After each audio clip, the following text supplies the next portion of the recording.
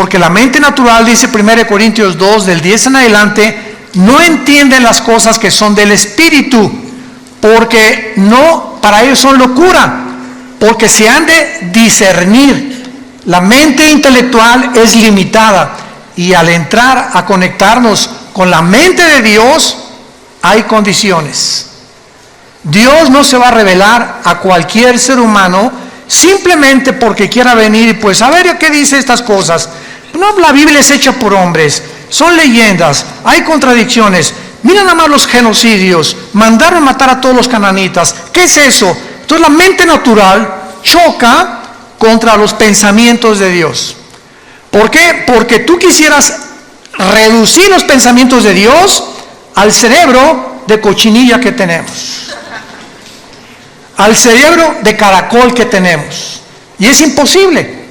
Entonces se necesita la intervención sobrenatural del Espíritu Santo entrando a tu vida cuando recibes a Jesús, para que Él comience a decirte: esta es la A, esta es la B, la C. Vamos a comenzar con sumas, después con restas, con divisiones, nos brincamos a quebrados, después a matemáticas, álgebra integral, etcétera, etcétera, raíz cuadrada, y así es en todas las áreas del conocimiento.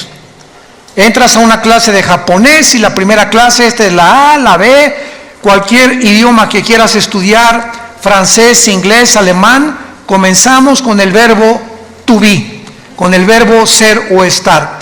Yo soy, tú eres, él es, nosotros, etcétera, etcétera, porque es la estructura para formar las demás oraciones o sentencias. Así es la Biblia. Tú tienes que comenzar a entender que comenzamos desde el principio. Entonces esta serie, se los digo y lo vuelvo a repetir y lo digo con todo mi corazón, es la serie más profunda que he estudiado y que he compartido. De todos los 40 años que Dios nos ha concedido en compartir este mensaje, esta serie, La Dimensión Invisible, de veras es una de las series con más profundidad sobre las cosas que están en la Biblia y que, como hace una conferencia lo compartí, no las habíamos visto o no nos habíamos detenido a pensar realmente lo que estaba ahí en la Biblia. Y vamos a continuar con los gigantes, porque actualmente una de las cosas más maravillosas que hay es que estamos ante un mundo científico que nos rodea, que siguen tratando a través de los métodos científicos como el carbono 14, el potasio argón, la radioactividad, tratar de estudiar los fósiles, qué antigüedad tienen las pirámides de Egipto, por qué las pirámides de Egipto es imposible. Esto ya es una afirmación científica. Ya los científicos están de acuerdo en el siglo XXI que es imposible que los seres humanos hayan construido las pirámides de Egipto. Es imposible que los mayas hayan podido, sin telescopio, sin calendario, sin calculadora, hacer el calendario de 365 días.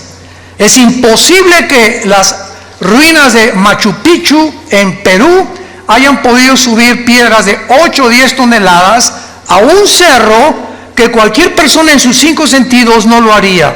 ¿Por qué quiero construir un monstruo cargando esas piedras? ¿Cómo las subieron? ¿Cómo acomodaron las de 14, 15 toneladas de Egipto?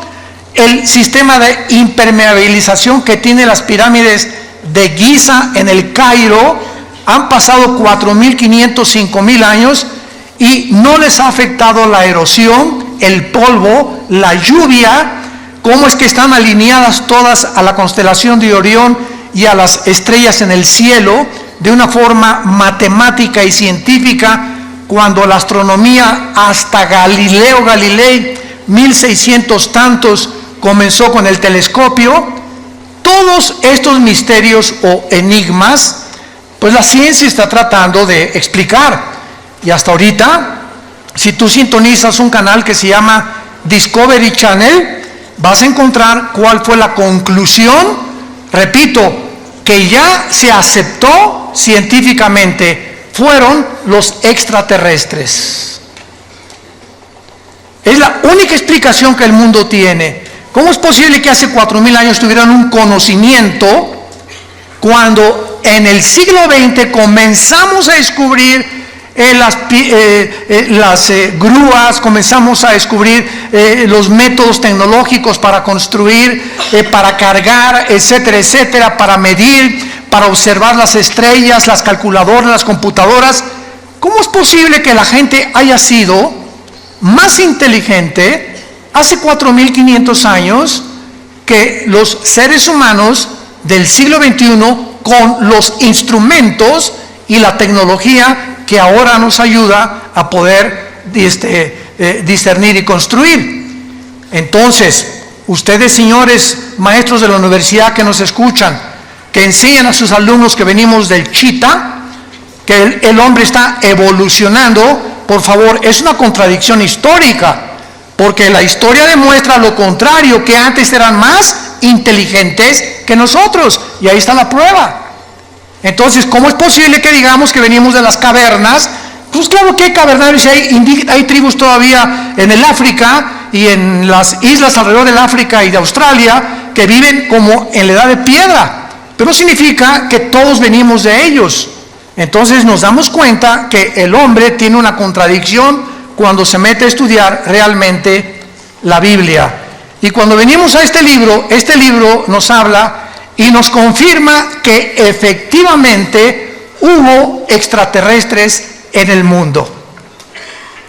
Pero esos extraterrestres no son marcianos, ni jupiterianos, ni saturnianos, ni venusinos, sino que este mundo fue visitado por ángeles caídos que produjeron monstruos.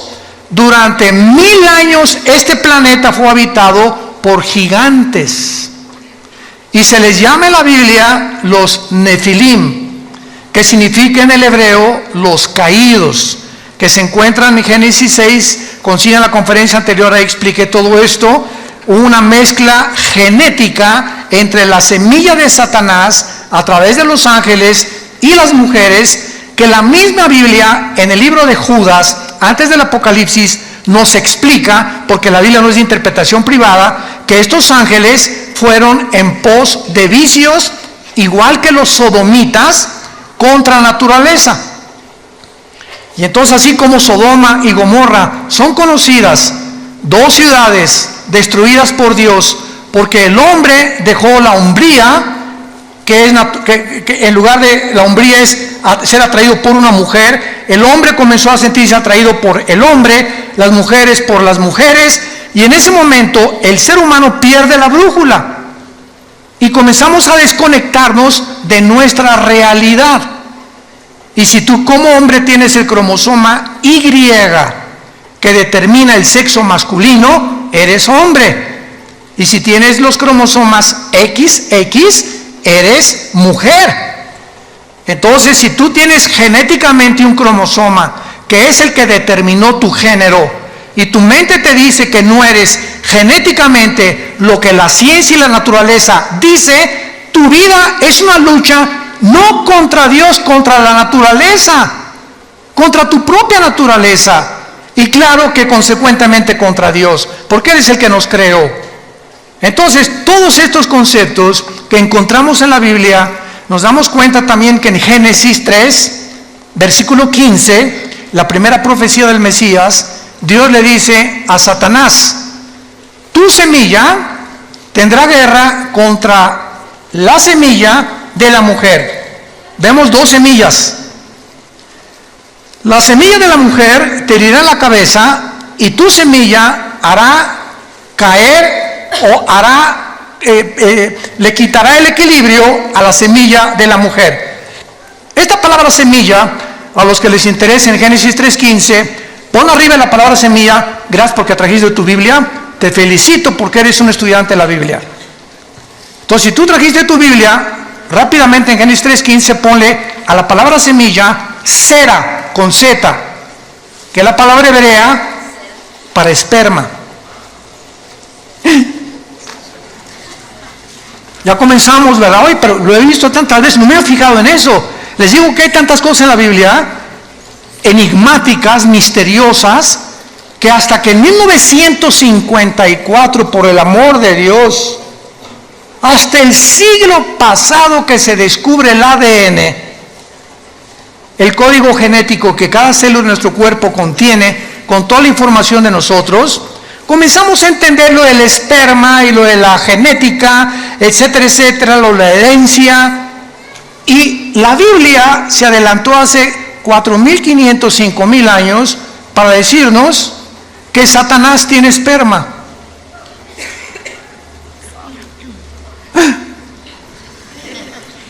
No me mires, en tu Biblia y en mi Biblia lo dice. La semilla de Satanás vendría el anticristo. Y de la semilla de la mujer vendría el Mesías. Y comenzamos a interrogarnos. Eso es estudiar profundamente la Biblia.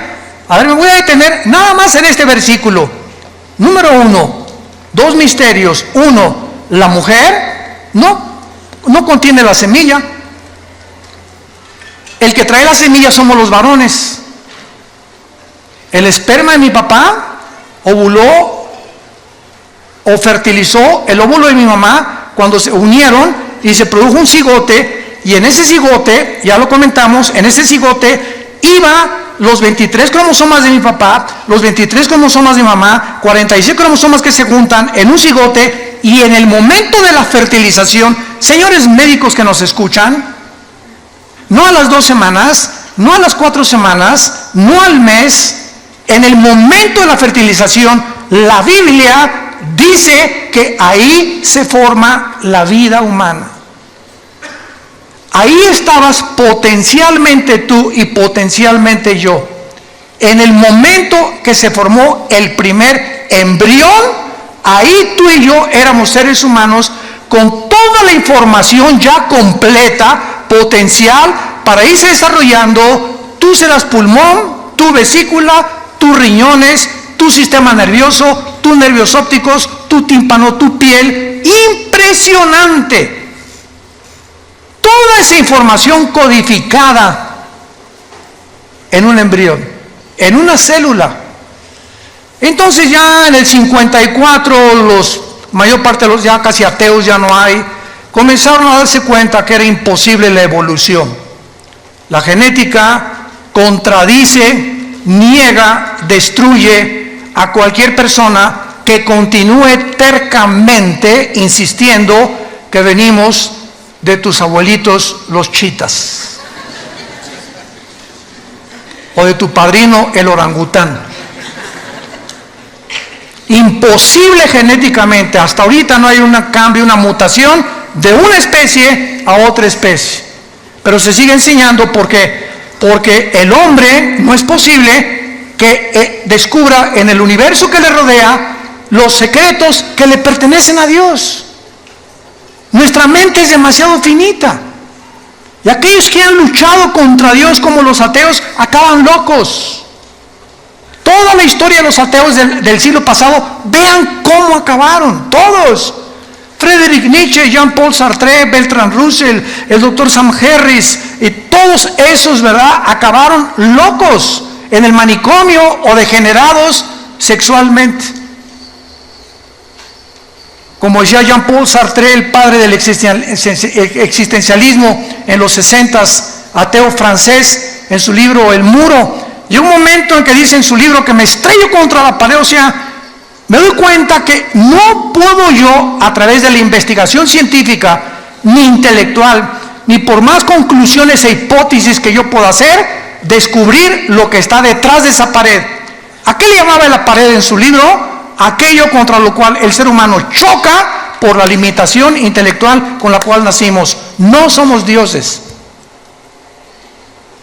No somos dioses. Los problemas que enfrentamos como matrimonio, como padres, como gobernantes, van mucho más allá de nuestra capacidad para resolverlos. Y por eso el padre, no sé qué hacer con mi hijo, no sé cómo tratar a mi esposa, no sé qué hacer con mi esposo. Tiene una personalidad en la mañana, otra en la tarde, y en la noche le digo el anticristo. No sé qué hacer con el gobierno, cuál economía es la mejor. Hijo, ¿a dónde hemos llegado? ¿Cuál sistema, cuál ideología es la correcta? ¿Será el comunismo? ¿Será la democracia? ¿El socialismo? ¿Una monarquía? ¿Qué es lo que funciona? Y probamos una cosa y vamos que fracasó durante más de 70 años como el comunismo y volvemos a desenterrarlo. ¿Por qué? Porque no tenemos respuestas.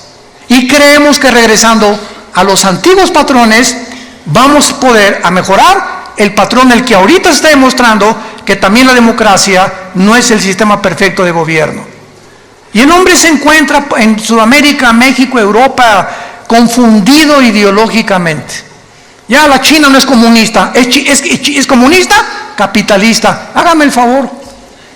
Jesús me dijo, soy el burrito que los acompaña. Y el comunismo no es comunismo, ya es socialismo también, o también el comunismo capitalista también. O sea, es una confusión y una mezcla de la ensalada del chef, de filosofías unas con otras, como las religiones. Ahorita religiones que es una mezcla de cristianismo con filosofías orientales y con brujería. Vean nomás qué ensalada, lo que meten en una olla, porque el ser humano sigue buscando la verdad. Aquí está. Yo soy el camino, yo soy la verdad, yo soy la vida, dijo Jesucristo hace 2000 años. ¿Dónde está la luz? En tu luz veremos la luz. Les dejo este manual, seres humanos, para que rijan sus vidas, para que controlen sus vidas, para que informen, para que me busquen con todo el corazón, y encontrarás la brújula que necesitas para viajar en la peregrinación tan corta que es la vida humana. El otro día platicábamos, hay un piloto que es vecino de nosotros, en la casa de ustedes, de American Airlines, y me decía, Armando, cuando tú vas volando, él vuela pilotos de Boeing grandísimos, ¿verdad? Me dice, ¿y cómo le haces, por ejemplo, si sales de Dallas o sales de Chicago y vas a España, cómo te diriges el mundo? Claro, su GPS le dice el norte, sur, lo que tú quieras, ¿no? Le digo, y al llegar a un aeropuerto, por ejemplo, ¿cómo sabes dónde está el aeropuerto, no? ¿Cómo sabes dónde aterrizar? ¿Cómo sabes en qué posición poner para, etcétera, etcétera? Y me dijo, todo es por instrumentos. No tiene nada que ver nuestra capacidad, es por instrumentos. Si tú vas en un barco, un capitán pregúntale, y vas con el timón del barco, ¿cómo sabes en el océano, el sur, el norte, el occidente, el oriente, etcétera, etcétera, por las cartas de navegación? Si tú eres un buzo y comienzas a practicar el buceo, yo me acuerdo que bajé hasta 46 metros con Aqualón en los 70s, me invitaron a bucear cerca de Cancún y bajamos muy profundo y me dijo el instructor, mire, habíamos tomado clases durante casi 2 meses antes. Yo ya bajaba casi 10 metros porque fui criado en Acapulco, sin nada, bajaba 10 metros y sacaba ostras y todo, sin ningún aparato, y mis oídos resistían 10 metros de profundidad. Y me creía muy salchicha aquí, ¿no? Aquí, muy aquí.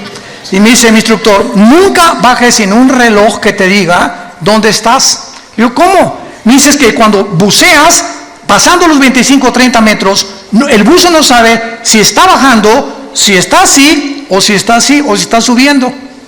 Entonces necesitamos un reloj que nos diga abajo que vas bajando o que ya vas subiendo. Y también me dijo, cuando subas a la superficie, nunca subas así derechito, verticalmente, porque se te pueden formar burbujas de oxígeno en la sangre y te mueres. Entonces, ¿cómo se sube? Así, poco a poco, para que tu cuerpo se vaya adaptando después de 30, 40, 50 metros o más, y así, porque esas son las reglas del buceo.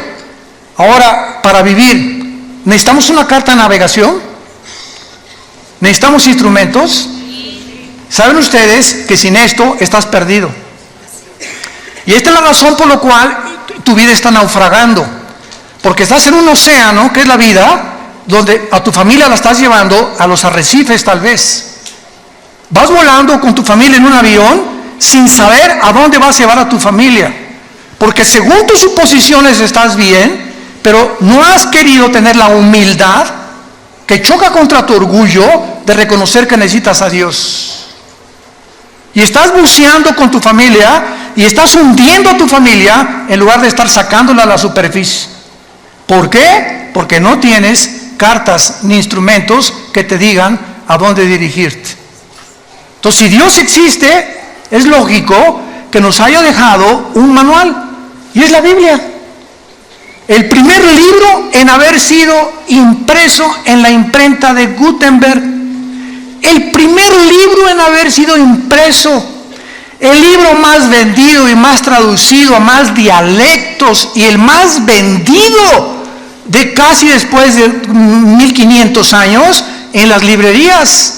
Sigue teniendo el récord de ventas en el mundo. Es el bestseller. Y casi la mayor parte de las personas que la compran la Biblia, la tienen en su casa llena de polvo. Ahí la tienen de vez en cuando. No, pues sí, ¿verdad? Porque no han sido movidas por el Espíritu Santo a descubrir y a comenzar a caminar con Dios. Si tú le dedicas 15, 10, 20 minutos en la mañana y antes de acostarte a leer la Biblia. Muy bien. Vemos nosotros en el Antiguo Testamento que cuando se mezclaron los ángeles con las mujeres, Génesis capítulo 6, no sabemos qué pasó. Lo único que sabemos es que hubo un producto. Mezcla ángeles, seres humanos. Hubo un producto que se llamaron los gigantes. Génesis 6, versículo 4. Y estos gigantes se tradujo de la palabra Nefilim. Nepilim, N de nana, P de papá, con H intermedia. Nepilim, que significa los caídos. Estos Nefilim o estos gigantes estuvieron desde el tiempo del diluvio hasta el tiempo de David. Recuerden en 1 Samuel 17 que uno de estos descendientes de los gigantes, de los Nefilim, se enfrentó al ejército de Saúl, ¿se acuerdan? Es una historia de la escuela dominical. Y entonces este gigante se llamaba Goliat y tenía 4 otros hermanos de gigantes. Y David se enfrentó con él y sabemos la historia con la onda, ¿verdad? Que le pegó aquí exactamente en el entrecejo y cayó el gigante, agarró David la espada y le cortó la cabeza.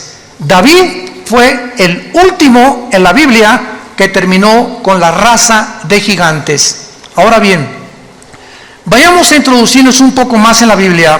Veamos en el libro de Deuteronomio a estos gigantes que tal vez tampoco ni siquiera se predica de esto, desgraciadamente.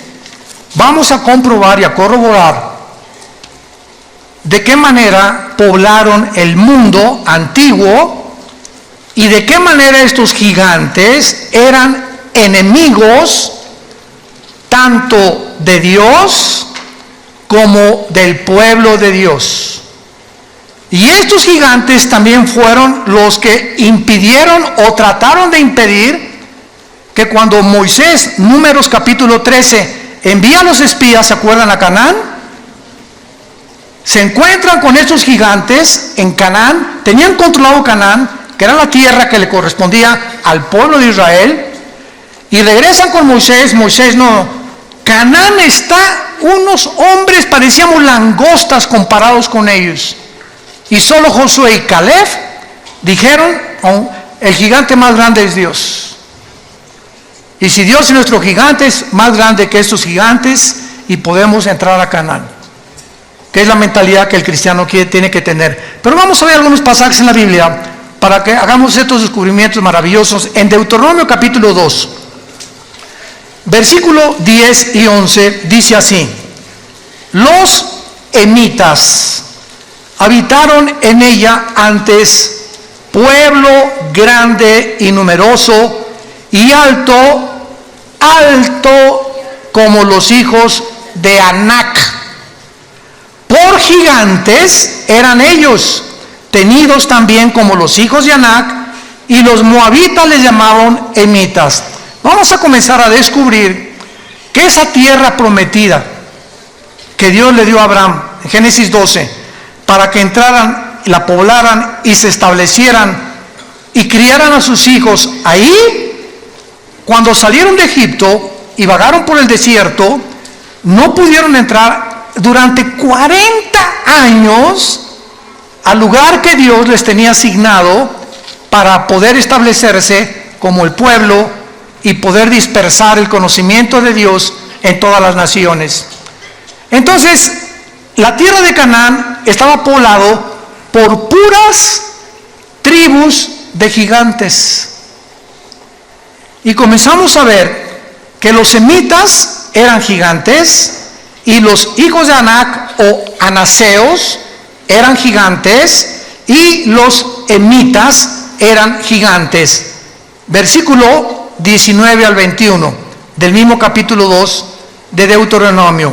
Dice así: y cuando te acerques a los hijos de Amón, aquí estamos, otra tribu que se llama los amonitas, no los molestes ni contiendas con ellos, porque no te daré posesión de la tierra de los hijos de Amón. ¿Cómo? ¿Verdad? Pues a los hijos de Lot la he dado por heredad. Por tierra de gigantes fue también ella tenida. Habitaron en ella gigantes en otro tiempo, a los cuales los amonitas llamaban somsomeos, que significa los monstruos poderosos, como pueblo grande y numeroso y alto como los hijos de Anac, a los cuales Jehová destruyó delante de los amonitas. Estos sucedieron a aquellos y habitaron en su lugar. Brinquémonos al libro de los Números, capítulo 13, en la famosa expedición que tuvieron los judíos para asomarse a la tierra que estaban habitando precisamente los gigantes, y descubrir que esto fue precisamente lo que les impidió a ellos entrar a Canaán. Dice Números 13, 32 y 33. Pero vamos a leer mejor desde el 30. Números 13 del 30, para tener el contexto. Entonces Caleb, aquí ya regresaron de espiar la tierra de Canaán, hizo callar al pueblo delante de Moisés y dijo: subamos luego y tomemos posesión de ella, porque más podremos nosotros que ellos. Mas los varones que subieron con él dijeron: no podremos contra aquel pueblo, porque es más fuerte que nosotros. Y hablaron mal de los hijos de Israel, de la tierra que habían reconocido, diciendo: la tierra por donde pasamos para reconocerla es tierra que traga a sus moradores, y todo el pueblo que vimos en medio de ella son hombres de grande estatura. También vimos allí gigantes, hijos de Anac, o sea, los anaseos, raza de gigantes, y éramos nosotros, a nuestro parecer, como langostas, y así les parecíamos a ellos. Vemos pues que este mundo estuvo infiltrado en el tiempo de los antiguos, de nuestros antepasados, por gigantes. La arqueología y la paleontología moderna lo ha descubierto, y han encontrado fósiles de estos huesos de los gigantes también. Y la mayor parte de las veces es impresionante, los han escondido. Porque en el día que realmente se demuestre que no venimos del chango, ni del cavernario Galindo, ni de los cavernícolas, etcétera, etcétera, sino que hubo algo que ayudó a nuestros antepasados a dejar su huella en las pirámides de Egipto, en Machu Picchu, en Stonehenge en Inglaterra, cerca del mar de Galilea en Israel, en los mayas aquí en nuestra población, en el continente americano. Entonces la pregunta de los científicos es: ¿de dónde salieron? ¿Qué vamos a hacer con lo que hemos enseñado? Que venimos de los cavernícolas y no, seguro los extraterrestres. Pues claro que fueron los extraterrestres mezclados con seres humanos que se llamaron los Nefilim, los que ayudaron a todas estas personas a levantar las construcciones, las obras. Y esto les quiero anunciar ahora. En 3 semanas volví a reeditar el libro que acabo de escribir, Los Ángeles Caídos. pero ahora me lo está editando Editorial Berea en Miami y va a salir en 3 semanas con mucha más información, mucha mejor presentación. Ya está en 23 distribuidoras en Estados Unidos y en este libro explico todo lo que en esta serie o parte de la serie estoy compartiendo acerca de los ovnis, de dónde vinieron los ovnis, quiénes son los ovnis, quiénes tripulan los ovnis, no son marcianos tampoco, lo de la brujería, lo de las piedras angulares, lo de las piedras que no pueden entender quién las cargó, etcétera, etcétera, para que entendamos que en la Biblia se encuentran los secretos de la sabiduría y del conocimiento, que la ciencia nunca podrá con su investigación disque intelectual, entender lo que va más allá de nuestra capacidad para comprender. Veamos ahora algo tremendo en el libro de Isaías capítulo 14. Esto está tremendo. Y aquí se nos revela, Isaías 14, se nos revela ni más ni menos qué va a pasar cuando el anticristo descienda al Sheol. Aquí se nos revela una área enigmática y prohibida para cualquier ser humano, revelada en la Biblia, de lo que pasa en el mundo invisible, de los que ya están en el lugar del Sheol o en el infierno actualmente. Y vean ustedes lo que la Biblia dice acerca de qué pasará con los gigantes cuando vean al anticristo. Esto está, ni Hollywood se imagina algo así. Génesis, Isaías 14, versículo 9. El Sheol abajo se espantó de ti. Está hablando, vamos a ver, del anticristo. Despertó muertos que en tu venida salieran a recibirte. O sea, los habitantes del infierno o del Sheol que estén ahí cuando el anticristo entre se van a espantar, porque tienen mucho conocimiento. Acordemos de una cosa: la muerte no es la cesación de la vida. No hay tal cosa como que ya dejamos de existir. La muerte continúa en un estado de nuestra conciencia. Entonces, la muerte es un estado consciente, para definirla. Es un estado consciente en otra dimensión. Y cuando yo digo consciente, es que te vas a acordar quién eres. Y vas a estar del infierno, y cuando te enterraron, los gusanos se comieron tu cerebro, ¿no es cierto?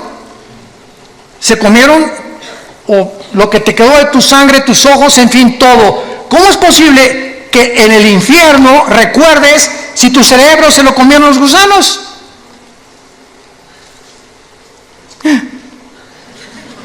¿A qué concluimos? Que la memoria, los sentimientos y las emociones no están en el cerebro. Continúan estando con nosotros sin el cerebro que teníamos, por lo que pertenecen a la dimensión espiritual. Como los sueños. Los sueños son viajes. No marihuanos, ¿verdad? Desde luego. A menos que, quién sabe que te metes antes de acostarte, ¿verdad? Pero hacemos viajes con lugares, personas. Estamos en un mundo, estamos en una dimensión que el cerebro, así como el hígado produce la bilis y el estómago los jugos gástricos, el cerebro no produce los sueños ni los pensamientos tampoco. Los pensamientos trascienden al cerebro, y en la neurología se ha tratado, pues aquí en esta zona del hemisferio izquierdo del cerebro hay esto, en el derecho hay esto, estas cosas son lo que más o menos han tratado de ver que está conectado. Pero nos damos cuenta que la Biblia nos muestra que los muertos están conscientes. ¿Y cómo lo pueden estar si mi cerebro está en la tumba? ¿Cómo puedo ver en la otra vida si mis ojos se los comieron los gusanos? Y en la otra vida, la Biblia nos relata que los muertos, tanto los que están en el cielo como los que están en el infierno, ven, oyen, están conscientes. Mantenemos la conciencia durante toda la eternidad, para bien o para mal. Aun cuando nosotros, cuando muramos, ¿verdad?, con Cristo, dichosos los que mueren en Cristo porque han descansado de sus obras del pasado, mantenemos la conciencia, pero dicen en Isaías que será renovada nuestra mente, nuestra conciencia, porque tendremos un cuerpo como el de Cristo cuando Él resucitó, glorificado como el de Él. Isaías 14: el Sheol se espantó, despertó muertos que en tu venida salían a recibirte, hizo levantar de sus sillas a los príncipes de la tierra, a todos los príncipes de la tierra y a los reyes de las naciones. Qué interesante que mientras estamos en vida anhelamos puestos políticos. Quisiera yo ser rey. Yo sueño con un príncipe azul. Y ahorita los príncipes azules, como el príncipe Harris y Meghan, huyeron del palacio. No quieren saber nada de la monarquía. No sabes el precio que se paga viviendo en unas condiciones bajo la realeza y los protocolos. Le decían a Meghan: tú no puedes usar zapatos abiertos, tienen que ser cerrados, chiquita. Cuando cruces las piernas, que tu falda llegue 5 pulgadas y no las puedes cruzar. Siempre te tienes que sentar derechita así. Tienes que usar estas cosas, no puedes decir estas cosas. Una serie de mandamientos y cosas que dijo a Dios. Y eso fue lo que le pasó a la mamá del príncipe Harris, a la pobre princesa Diana. También la princesa Diana salió, él como su mamá, imitó a su mamá, salió corriendo del palacio. Y más cuando supo, ¿verdad?, que su esposo con el que se casó ya andaba con otra, ¿verdad? Y se fue a buscar, ¿verdad?, a la pobre princesa Diana, fue con la Madre Teresa, fue con los pobres. Bueno, vemos todas estas cosas. Entonces, qué interesante que encontremos aquí que el Espíritu Santo, a los primeros personajes que nos retrata, son a los gobernantes y a los reyes. Y nos damos cuenta que al que mucho se le da, mucho se le va a pedir. Entonces, cuidado políticos que nos escuchan, cuidado jueces que nos escuchan, cuidado personas que tienen en su poder la autoridad de juzgar, de meter a la cárcel, de sacar a la cárcel, porque Dios los va a juzgar con una vara mucho más grande. Porque esta autoridad es delegada, no es de ellos, es delegada por Dios. Romanos 13, no hay autoridad más que de parte de Dios, y las que hay por Dios ha sido establecida. De manera que el que resista a la autoridad resiste a Dios. Por eso se nos manda someternos a nuestros gobiernos. Que mi gobierno es comunista, mi gobierno es socialista, mi gobierno es esto, mi gobierno es el otro. Oremos por el gobierno, oremos por nuestros gobernantes. Lo único que va a cambiar es la oración. Nada va a cambiar a México, ni a Guatemala, ni a Estados Unidos, ni a Inglaterra, más que nuestra vida. Y así como tú ves, mi oración le podrá cambiar las cosas. Tan chiquita que soy, tan chiquito que soy, ¿me oirán los ángeles también? No, los ángeles no te están escuchando. Te está escuchando Dios, Jesús y el Espíritu Santo. Y así como estás de chiquita y pareces que no valemos nada, cuando nos hincamos, movemos la geografía cósmica y movemos el cosmos con la oración de un solo santo. Puede mucho, al grado que Elías detuvo la lluvia 3 años y medio. Pero ya no soy Elías, me dicen Pancho. Dice en Santiago capítulo 5, Elías oró y la oración del justo puede mucho. Danos un ejemplo nada más, que cuando tomas en serio a Dios, no te imaginas el poder de la oración. No nos imaginamos, y más cuando oramos todos. Vamos a orar todos diario ahora por nuestro gobierno. Que Dios les dé sabiduría, que México tenga paz. Y dice a continuación, versículo 10: todos ellos darán voces y te dirán: ¿tú también te debilitaste como nosotros y llegaste a ser como nosotros? O sea, cuando el anticristo gobierne, todo el mundo lo va a ver. ¿Quién como él? Dice Apocalipsis 13. Y con poderes, y va a hacer que caiga fuego del cielo, y milagros, esto y el otro, una inteligencia diabólica increíble, va a resolver los problemas de la economía, de la pobreza, todo va a ser un genio que el mundo se va a hincar delante de él y va a decir, este es el Mesías, este es el líder que necesitaba el mundo. Y cuando baje al infierno, los que murieran antes que en él, decir, ¿eras tú? ¿Tú eres esa chinche que estabas ahí brincando como un comal cuando estabas vivo? Ahora eres igual que nosotros. Qué impresionante es esto, pero lo más impresionante es lo siguiente. Dice la Biblia, el versículo 10, darán de voces y te dan todo. Pero la palabra, apunten ustedes por favor, en el versículo 9, el Sheol abajo se espantó de ti, despertó muertos. Esa palabra muertos es la palabra Refaim, que es otra de las palabras hebreas para los gigantes y para los nefilim. Ahí van a estar los nefilim o los espíritus de los gigantes en el infierno con otros espíritus de seres humanos también. Y vemos nosotros que la Biblia los coloca ahí porque vamos a ver otro pasaje donde estos gigantes que habitaban la tierra, mezcla híbrida, ángeles humanos, no van a resucitar. Tanto los buenos como los malos vamos a resucitar, ¿correcto? Por más malo que seas, después del milenio, Apocalipsis 20 del 11 al 15, el juicio del gran trono blanco es la resurrección, que es la segunda muerte de los incrédulos. Isaías 26, demos la vuelta a Isaías 26. Dejemos a la Biblia seguir hablando.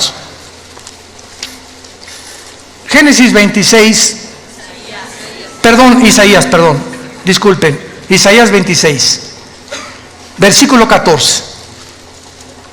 Vean nada más este versículo, Isaías 26, 14. Muertos son, no vivirán.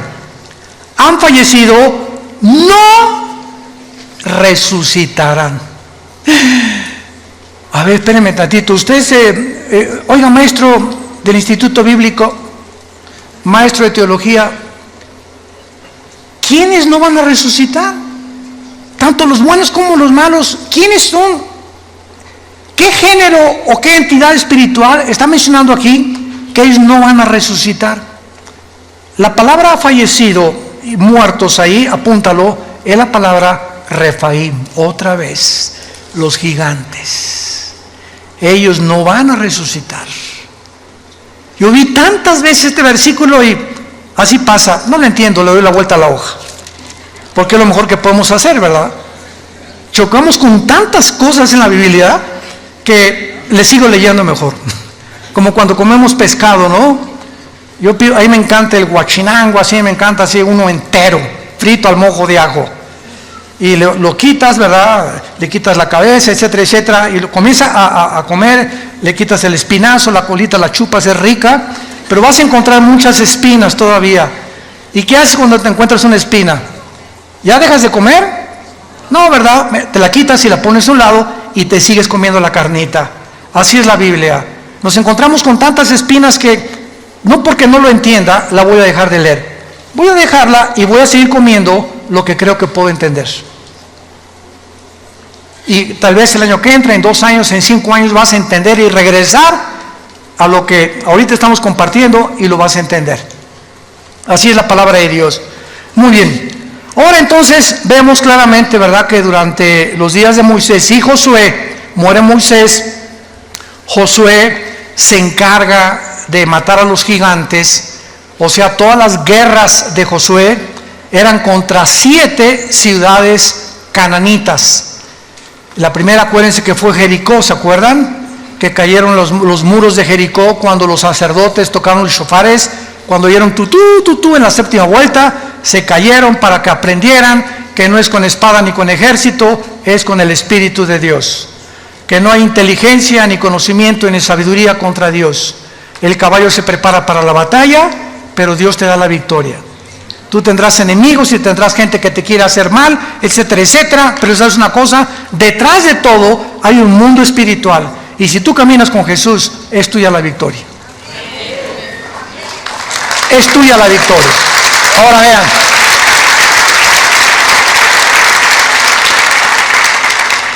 Josué, todo el libro de Josué se trata precisamente de la lucha contra los cananitas, y termina Josué, ¿verdad? Y no terminó la lucha contra los cananitas, simplemente porque después de Josué vino una época que se llamaron los jueces. Y los jueces, todos fracasaron, entre ellos fue Sansón, Gedeón, que son muy famosos. Israel pecaba contra Dios, Dios los juzgaba y les mandaba un juez. Pecaba contra Dios y les mandaba un juez. El libro de los jueces es el libro más oscuro, donde las tinieblas más grandes cubrieron la tierra de Israel.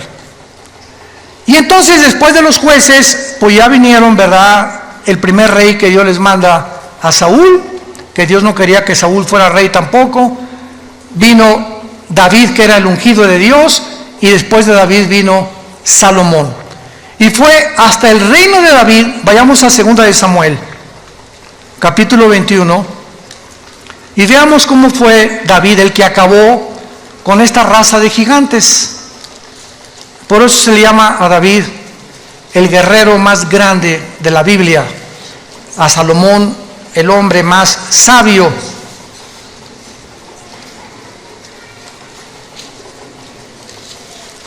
Y a Sansón el hombre más fuerte.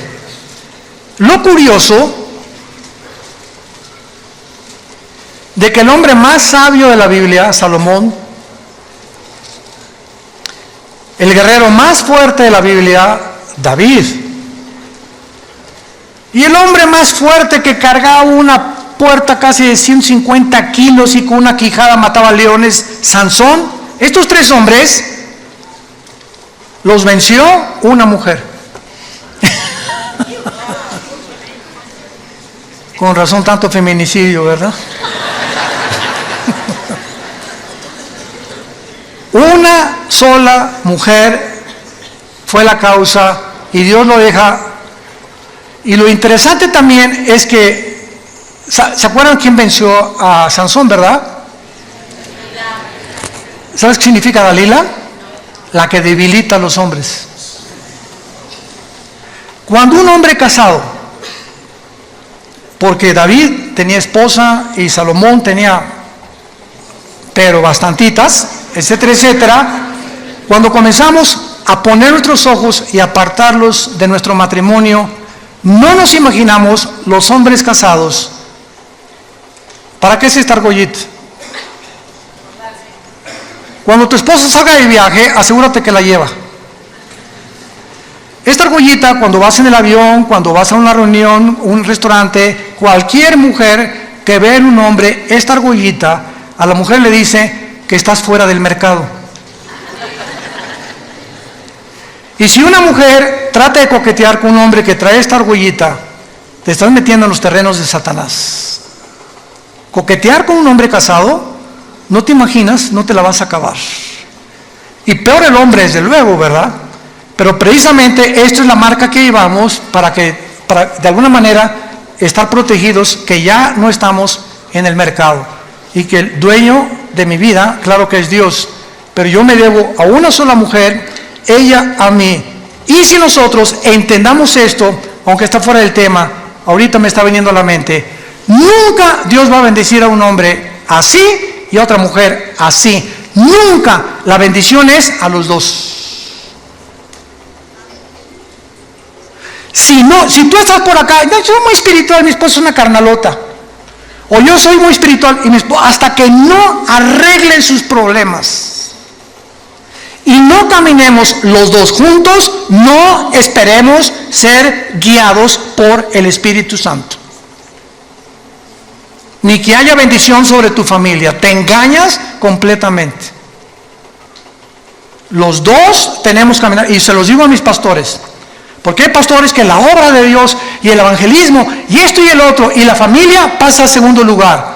Cuando la familia pasa a segundo lugar, Dios no bendice a ese pastor, ni a ese misionero, ni a ese hombre, por más que se parezca a San Francisco de Asís.